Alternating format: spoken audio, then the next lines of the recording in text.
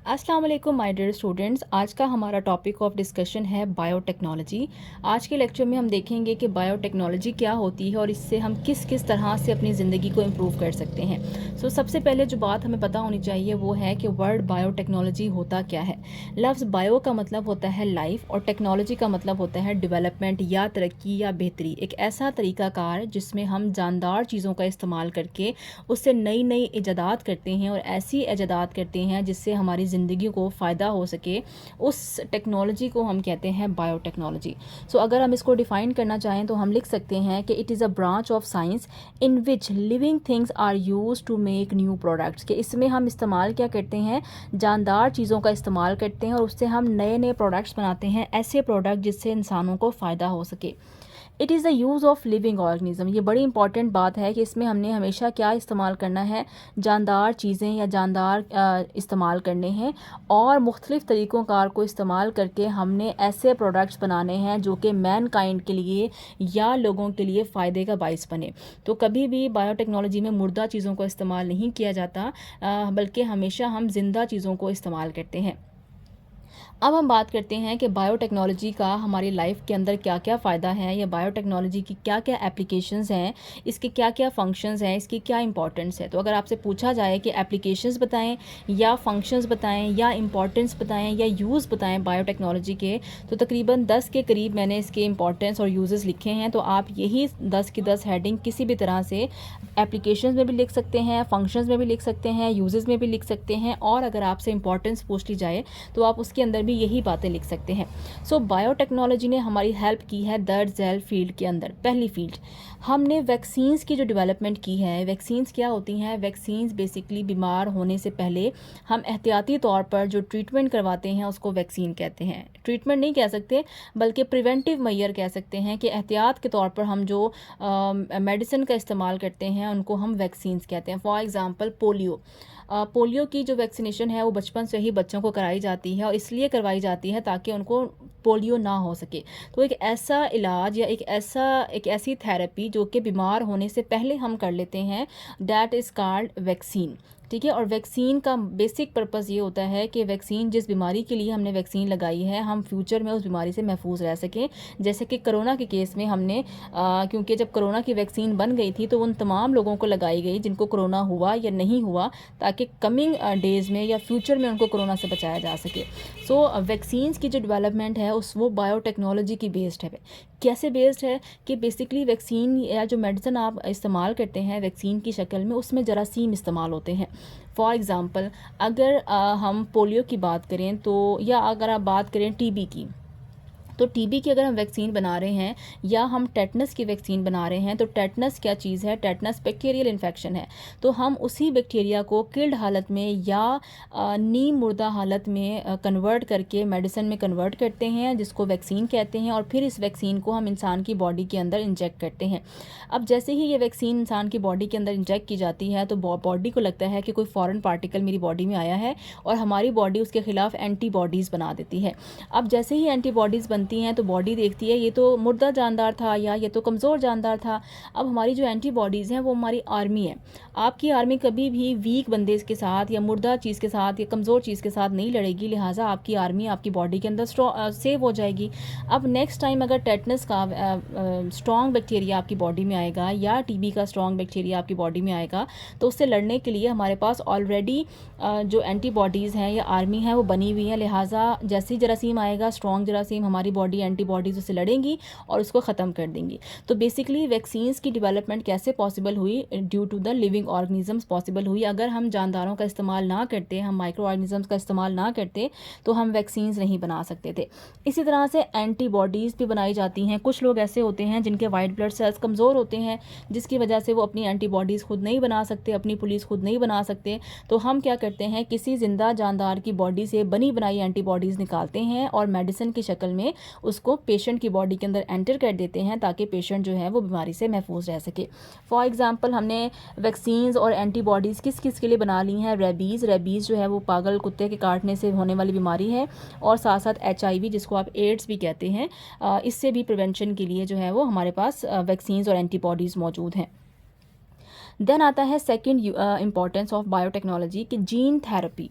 Gene therapy क्या होता है? जीन बेसिकली हमारी विरासती खसूसियात होती हैं जो कि हमारे डीएनए और आरएनए के ऊपर मुश्तमिल होती हैं और ये हमारे पेरेंट्स से बच्चों के अंदर मुंतकिल होती हैं, यानी कि हमारे अंदर जो जीन्स मौजूद हैं वो हमारे आबा व अजदाद से हमारे अंदर शिफ्ट हुई हैं। सो जीन्स हमारे किसी ना किसी फंक्शन को कंट्रोल करती हैं। हमारा बात करने का स्टाइल, हमारा ब्लड ग्रुप, हमारी जो मुख्तलिफ़ तरह की एक्टिविटीज़ हैं वो हमारी बेस्ड करती हैं जीन्स के ऊपर। सो अगर हमारी जीन के अंदर कोई अबनॉर्मलिटी होगी तो उस जीन की वजह से जो एक्टिविटी हमारी बॉडी के अंदर हो रही थी वो एक्टिविटी हमारी मुतासिर हो जाएगी और हम अपना काम जो है वो परफॉर्म नहीं कर सकेंगे। फॉर एग्ज़ाम्पल, हमारी बॉडी के अंदर एक जीन होती है that is called gene I. अगर किसी की जीन आई ख़राब हो गई है तो वो जीन आई जो है वो बेसिकली हमारा ब्लड ग्रुप बनाती है। तो अगर जीन आई ख़राब हो गई है तो उसका ब्लड ग्रुप ख़राब हो जाएगा, उसके ब्लड डैमेज हो जाएगा और बंदा जो है वो मर सकता है। सो जीन की बड़ी इंपॉर्टेंस है। तो अगर कोई ऐसा पेशेंट है जिसकी बॉडी में कोई अबनॉर्मल जीन है या जीन ख़राब हो गई है तो हम क्या कर सकते हैं, किसी ज़िंदा जानदार की बॉडी से जीन को निकाल सकते हैं और उस जीन को हम रिप्लेस कर सकते हैं एक पेशेंट के अंदर, ताकि उस पेशेंट को उस बीमारी से बचाया जा सके। So gene therapy for the prevention and the control of disease, बीमार होने से पहले भी हम ये तरीक़ाकार कर सकते हैं, या अगर हमारे पास बीमारी हो गई है तो उसको कंट्रोल करने के लिए भी हम जीन थेरेपी का इस्तेमाल कर सकते हैं। जैसे कि हीमोफीलिया सिस्टिक फिब्रोसिस, ये एक ब्लड की डिजीज़ है जिसमें हमारी ब्लड की जो जीन्स है, जो कि जीन आई है, वो ख़राब हो जाती है। फिर उसको रिप्लेस करने के लिए हम जीन थेरेपी का सहारा लेते हैं। थर्ड जो इम्पॉर्टेंस है बायोटेक्नोलॉजी की वो है in the development of medicine. For example insulin. Insulin जो है वो हमारा लबलबा या पेंक्रियाज हमारे लिए पैदा करता है और जिसकी वजह से हमारा जो ब्लड शुगर लेवल है वो कंट्रोल रहता है, वो कम रहता है। अगर किसी इंसान का पेंक्रियाज ख़राब हो जाए तो उसके जो पेंक्रियाज है या लबलबा है वो उसके लिए इंसुलिन पैदा नहीं कर सकता। अब उस पेशेंट में क्या होगा कि उसमें ब्लड का ग्लूकोज लेवल बढ़ना, ब्लड में ग्लूकोज लेवल बढ़ना शुरू हो जाएगा और पेशेंट डायबिटिक बन जाएगा। फिर हमें क्या करना पड़ता है, हम उस पेशेंट को बाहर से इंसुलिन लगाते हैं। जो इंसुलिन हम पेशेंट को बाहर से लगाते हैं वो बेसिकली हमने किसी ज़िंदा जानदार की बॉडी से निकाला होता है, किसी एनिमल की बॉडी से हमने उसको निकाला होता है और उसको हमने मेडिसिन की शक्ल में तैयार करके मार्केट में रख दिया है। अब किसी भी पेशेंट को अगर ज़रूरत होगी तो वो जाके उस इंसुलिन का इस्तेमाल करेगा और अपनी प्रॉब्लम को या बीमारी को वो कंट्रोल कर सकता है। तो बेसिकली जो इंसुलिन की डेवलपमेंट है वो भी हमारी जेनेटिक इंजीनियरिंग या बायोटेक्नोलॉजी का एक मेथड है जिससे हम अपनी डायबिटीज़ को कंट्रोल कर सकते हैं। और डायबिटीज़ जो है वो एक बहुत बड़ी बीमारी है जिसको आप सिंड्रोम भी कह सकते हैं, क्योंकि कम्बिनेशन है बीमारियों का। सो डायबिटीज़ की ट्रीटमेंट के लिए वाहिद जो इलाज है वो इंसुलिन है। अगर इंसुलिन अवेलेबल नहीं होगी तो बंदा जो है वो सर्वाइव करना मुश्किल हो जाएगा उसका। सो हमारी बायोटेक्नोलॉजी ने हमें हेल्प की है कि हम लोगों को डायबिटीज़ से किसी हद तक हम उनकी डायबिटीज़ को बढ़ने से रोक सकते हैं, उसको कंट्रोल कर सकते हैं। फोर्थ जो इम्पॉर्टेंस है बायोटेक्नोलॉजी की वो है कि जीन रिप्लेसमेंट थेरेपी, जो मैंने आपको ऑलरेडी बताई है, उसको थोड़ा सा एक्सप्लेन यहाँ पे किया गया है। फॉर एग्जांपल कि अगर किसी के अंदर कोई फॉल्टी जीन है, कोई जीन ख़राब हो गई है, तो हम उसकी उस फॉल्टी जीन को निकाल भी सकते हैं और उसके अंदर रिप्लेस कर सकते हैं एक हेल्दी कॉपी ऑफ जीन। जो जीन हम उसके अंदर रिप्लेस करेंगे वो क्योंकि हेल्दी होगी तो वो जीन बिल्कुल ठीक काम करेगी और उसको बीमारियों से बचाएगी। फिफ्थ जो फंक्शन है बायोटेक्नोलॉजी का कि ये टेक्नोलॉजी हमारी मदद करती है कि हम अपने एनवायरनमेंट को साफ़ रख सकते हैं। हमारे एनवायरनमेंट के अंदर बहुत सारे माइक्रो ऑर्गेनिजम्स होते हैं, बहुत सारे पॉल्यूटेंट्स होते हैं जो कि हमारे एनवायरनमेंट को ख़राब करते हैं। सो अगर हम बायोटेक्नोलॉजी का सही तरह से इस्तेमाल करें तो इसके ज़रिए से हम अपने माहौल को आलूदगी से भी बचा सकते हैं। सिक्स जो इसकी इंपॉर्टेंस आती है वो है क्लोनिंग।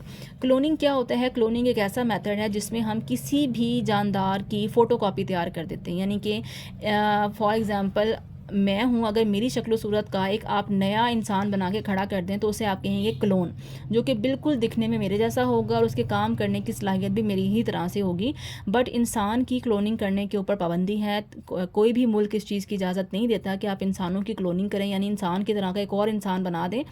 बट ये पॉसिबल है, ये हो रहा है, लेकिन लीगल नहीं है, कानूनी तौर पर इजाज़त नहीं है। क्लोनिंग जो है वो ज़्यादातर जानवरों की जाती है या प्लांट्स की जाती है। फॉर एग्ज़ाम्पल अगर हम नई नई नस्ल के जानवर हासिल करना चाहते हैं तो हम क्लोनिंग के ज़रिए से बना सकते हैं। इस तरह से अगर आप बहुत सारे प्लांट्स ग्रो कराना चाहते हैं तो प्लांट्स के भी क्लोन्स हम तैयार कर सकते हैं। सो क्लोनिंग में भी कौन मदद करता है? क्लोनिंग में भी हमारी बायोटेक्नोलॉजी मदद करती है। जिस जानदार का आपने क्लोन बनाना होता है, उसका फ़ोटोकॉपी आपने बनानी होती है, उसके जीन्स को लिया जाता है और उसके अंदर थोड़ी बहुत तब्दीली करके उसको उसमें तब्दीली करके एक नया जानदार जो है वो बना दिया जाता है। So clones are the organisms that are exact genetic copy. तो क्लोन्स क्या होते हैं? ये ऐसे जानदार होते हैं जो कि बिल्कुल उसी तरह के होते हैं जिस इंसान का या जिस जानदार का आपने जीन लिया है, उसी जानदार की तरह की अगर आप एक नई नई जो है वो एक आप कह दें कॉपी बना के खड़ी कर दें उसकी, तो उसको आप क्लोन्स कहते हैं। ज़्यादातर जो इंग्लिश कंट्रीज़ हैं वो क्लोनिंग का प्रोसेस करती हैं। इसके ऊपर बहुत सारी इंग्लिश मूवीज़ भी हैं जो आपको बताती हैं कि क्लोनिंग कैसे की जाती है, और ये लैब के अंदर परफॉर्म किया जाता है। सेवंथ है genetic testing is another function of biotechnology, यानी कि हम अपनी जेनेटिक टेस्टिंग करवा सकते हैं, हम अपने जीन को टेस्ट करवा सकते हैं। अगर किसी का बच्चा गुम हो गया है और वो नहीं मिल रहा, तो उसके जीन को टेस्ट करके हम उसको बता सकते हैं कि ये इसके पेरेंट्स कौन होंगे।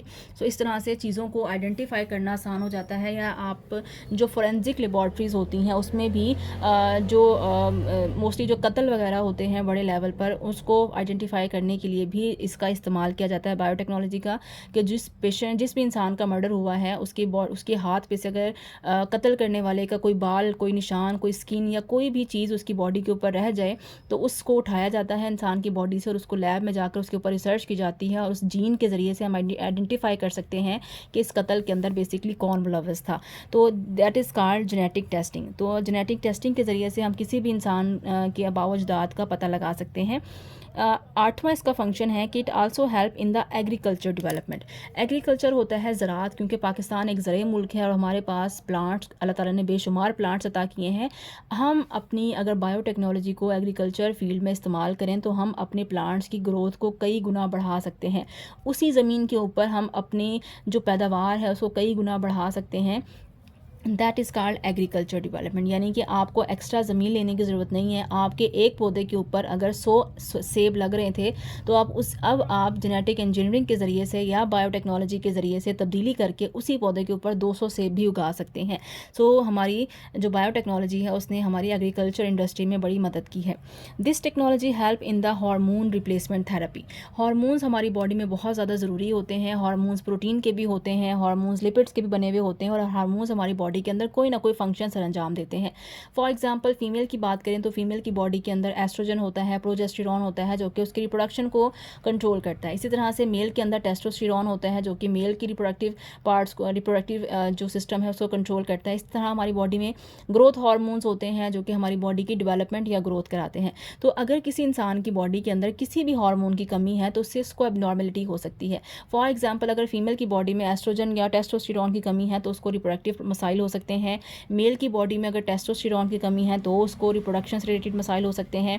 अगर किसी भी इंसान की बॉडी के अंदर ग्रोथ हार्मोन्स की कमी है तो उसकी बॉडी की ग्रोथ रुक सकती है, उसका कद छोटा हो सकता है, उसकी बॉडी के ऑर्गन्स छोटे हो सकते हैं। तो फिर हमें क्या करना पड़ता है, हम किसी दूसरे जानदार की बॉडी से हार्मोन्स को निकालते हैं और मेडिसिन की शक्ल में उसको तैयार करते हैं, और एज अ मेडिसिन जिस इंसान के अंदर हार्मोन की कमी होती है उसको देते हैं ताकि उसकी कमी को पूरा किया जा सके। किसी भी इंसान जो कि डेफिशिएंट है ख़ास किस्म के हार्मोन में, लिहाजा हम उसकी ट्रीटमेंट करते हैं एंडोक्राइन डिसऑर्डर्स की। एंडोक्राइनोलॉजी क्या होती है? हमारी बॉडी के अंदर जो ग्लैंड्स होते हैं उनको आप एंडोक्राइन ग्लैंड्स कहते हैं। ये ग्लैंड्स हमारे लिए हार्मोन पैदा करते हैं जो कि हमारी बॉडी के अंदर मुख्तलिफ़ किस्म के फंक्शंस परफॉर्म करते हैं। अगर हमारी बॉडी के अंदर ये एंडोक्राइन ग्लैंड्स ख़राब हो जाएँ तो इससे हमारे हार्मोन ख़राब हो जाते हैं और हमें मुख्तलिफ़ बीमारियाँ हो जाती हैं जिनको हम एंडोक्राइन डिसऑर्डर्स कहते हैं, और इसकी ट्रीटमेंट के लिए फिर हमें बाहर से मेडिसिन की शक्ल में हार्मोन किसी इंसान से लेने पड़ते हैं। 10th जो इसका इंपॉर्टेंस है बायोटेक्नोलॉजी के कि इसने हमारी टिश्यू कल्चर टेक्नोलॉजी में बड़ी मदद की है। टिश्यू कल्चर क्या होता है कि किसी भी जानदार का आप टिश्यू ले लें या उसका सेल ले लें और उस सेल के अंदर आप तब्दीली करके उसको आप मॉडिफाई कर सकते हैं। फॉर एग्जांपल आप प्लांट का सेल ले लें और उसको आप आर्टिफिशियली ग्रो करें एक टेस्ट ट्यूब के अंदर, जिसमें आपने ग्रोथ फैक्टर्स डाले हों, प्लांट के ग्रोथ हार्मोन्स डाले हों, जिससे प्लांट की एक तो जो प्लांट के अंदर जरासीम होते हैं या बीमारी पैदा करने वाले हार्मोन्स होते हैं या केमिकल्स होते हैं वो भी ख़त्म हो जाते हैं और पौधे की ग्रोथ भी अच्छी होती है। अगर हम बात करें जो हमारी इंग्लिश कंट्रीज़ हैं जहाँ पर ज़मीन जो है एग्रीकल्चर के लिए बहुत ज़्यादा अवेलेबल नहीं है, बट उसके बावजूद वो ममालिक अपनी जितनी भी ज़रूरत है एग्रीकल्चर की या सब्जियों की, फलों की, वो ख़ुद पूरी करते हैं। वो कैसे करते हैं? वो छोटी सी जगह के अंदर बायोटेक्नोलॉजी का इस्तेमाल करते हैं। वो क्या करते हैं कि उस मुख्तलिफ़ तरह के जो प्लांट्स होते हैं उनके सेल्स या टिश्यूज़ को निकालते हैं और उसके इसके अंदर मुख्तलिफ तरह के फर्टिलाइज़र्स ऐड करते हैं, जिसको आप खादें भी कहते हैं। ये खादें या फर्टिलाइज़र्स क्या करते हैं? ये खादें या fertilizers as a plant hormone काम करते हैं, जिससे प्लांट की ग्रोथ जो है वो बढ़ती है और प्लांट जो है बीमारियों से भी महफूज रहते हैं, और साथ साथ उनकी बॉडी जो प्लांट हैं वो अच्छी फसल या अच्छी पैदावार देने के भी काबिल हो जाते हैं। तो इस तरह से आप मुख्तलिफ तरह की ट्रीटमेंट्स करके पौधों के ऊपर उनसे जो प्रोडक्ट है वो ज़्यादा मिकदार में हासिल कर सकते हैं। देन आता है कि बायोटेक्नोलॉजी के एरियाज़ ऑफ इंटरेस्ट क्या क्या हैं, यानी कि बायोटेक्नोलॉजी किस किस फील्ड में हमारी मदद कर सकती है। तो तकरीबन 8 के करीब फील्ड्स हैं जिसमें बायोटेक्नोलॉजी हमारी मदद करती है। पहला है रिकॉम्बिनेंट डीएनए टेक्नोलॉजी। रिकॉम्बिनेंट का मतलब होता है कॉम्बिनेशन करना। जब आप दो मुख्तलिफ तरह के जानदारों के डीएनए को आपस में ज्वाइन करते हैं और एक नया डीएनए बनाते हैं, दैट इज़ कॉल्ड रिकॉम्बिनेंट। ठीक है, यानी कि दो मुख्तलिफ इंसानों का या दो मुख्तलिफ जानदारों के डीएनए को मैच करके इकट्ठा करके एक नया जानदार बनाना, एक नया डीएनए बनाना, this is called recombinant DNA technology. So इसको हम मोस्टली नए नए जानदार बनाने के लिए इस्तेमाल कर सकते हैं। वो जानदार इंसान के भी हो सकते हैं, जानवर के भी हो सकते हैं, परिंदों के भी हो सकते हैं, जरासीम के भी हो सकते हैं और पौधों के भी हो सकते हैं। साथ साथ हाइब्रिडोमा टेक्नोलॉजी। हाइब्रिड का मतलब होता है बेहतर, यानी कि जिसके अंदर ज़्यादा क्वालिटीज़ मौजूद हों। ऐसी टेक्नोलॉजी जो कि आपकी लाइफ को इम्प्रूव करे और उसमें डबल काम करने की सलाहियत मौजूद हो, that is called hybridoma technology, यानी कि एक बेहतरीन टेक्नोलॉजी हम इससे डेवलप कर सकते हैं। तीसरा हमारे पास आता है enzymes and the bio catalyst technology, यानी कि बायोटेक्नोलॉजी का इस्तेमाल करके हम नए नए एंजाइम्स बना सकते हैं, नए नए कैटलिस्ट बना सकते हैं, ताकि अगर किसी भी इंसान की बॉडी में एंजाइम्स की कमी हो तो हम उसको बाहर से एंजाइम जो हैं वो मेडिसिन की शक्ल में दे सकें। इस तरह से अगर हम लैब में काम कर रहे हैं और किसी भी किस्म की केमिकल रिएक्शन को करने के लिए हमारे पास कैटलिस्ट मौजूद नहीं है, तो हम बायो कैटलिस्ट का इस्तेमाल करें, यानी कि ज़िंदा जानदारों से निकाले गए कैटलिस्ट का इस्तेमाल करें, जो कि हमारे लैब के अंदर होने वाले केमिकल रिएक्शन की रफ्तार को कई गुना तेज़ कर देते हैं। इसके साथ साथ प्लांट सेल कल्चर का मतलब होता है ग्रो करना, यानी कि पौधों को हम आर्टिफिशली भी ग्रो कर सकते हैं। उसके लिए ज़रूरी नहीं है कि आपके पास बहुत बड़ी सारी ज़रख़ेज़ ज़मीन मौजूद हो, पानी मौजूद हो। छोटी सी जगह के अंदर, छोटी सी टेस्ट ट्यूब के अंदर, छोटे से बीकर के अंदर भी हम एक बड़ा सारा पौधा जो है वो ग्रो कर सकते हैं और उससे हम फल फूल और बीज और सब्जियाँ हासिल कर सकते हैं। इसी तरह से एनिमल के सेल को भी कल्चर कर सकते हैं। आप किसी भी इंसान जानवर की बॉडी से एक सेल निकाल कर उसको किसी प्लेट के अंदर ग्रो करवा कर उससे एक नया एनिमल जो है वो बना सकते हैं। साइंस यहाँ तक तरक्की कर चुकी है। देन आता है फर्मेंटेशन। फर्मेंटेशन होता है कि शुगर से अल्कोहल का बनना या मेथनॉल का बनना या एथनॉल का बनना, यानी कि शुगर से शराब का बनना या अल्कोहल का बनना in the absence of oxygen, और जो आपके पास फंजाई है उसकी मौजूदगी में फर्मेंटेशन का प्रोसेस होता है। और ये बड़ी एक डेवलपमेंट है और इसमें हमारी बायोटेक्नोलॉजी ने हमारी बहुत मदद की है। फिर आता है वेस्ट ट्रीटमेंट।